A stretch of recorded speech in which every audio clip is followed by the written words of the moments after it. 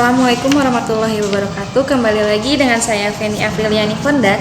Saya di sini guru pembimbing literasi SDN 82. Di sini saya akan mereview Fishbone tantangan literasi bulan Mei, yang dimana teks yang saya baca itu ada di majalah Hibar edisi 3 2025. Judul teks yang saya baca yaitu Tahukah Kamu Bahaya Makan Sambil Berdiri oleh Siti Farika Nurhaifa SDN Bojong 1 Nagreg. Yang pertama, apa yang diceritakan dalam teks opini tersebut?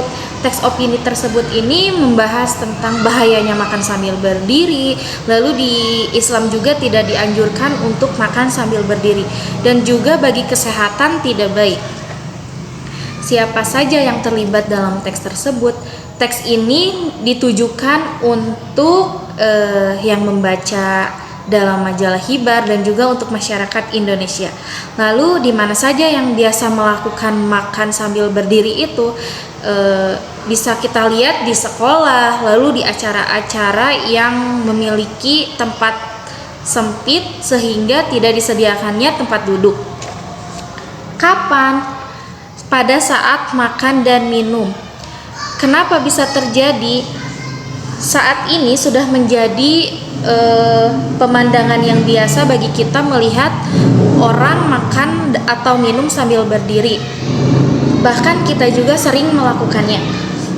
Kita tidak boleh melakukannya karena yang pertama, dalam Islam memiliki aturan untuk umatnya. Yang kedua, tubuh kita menjadi tidak senang, dan yang ketiga, otak kita jadi bingung.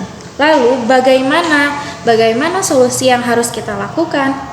Solusi yang harus kita lakukan yaitu yang pertama, duduk dengan tenang. Yang kedua, mencuci tangan dengan bersih. Yang ketiga, ucapkan doa sebelum dan sesudah makan.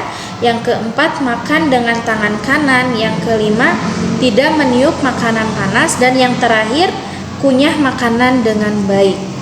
Lalu, apa yang dapat kita ambil atau apa catatan penting dalam teks tersebut? Makan sambil berdiri itu tidak baik, jadi kita harus makan sambil duduk. Selain dicontohkan oleh Rasulullah, makan sambil duduk juga baik untuk kesehatan tubuh kita.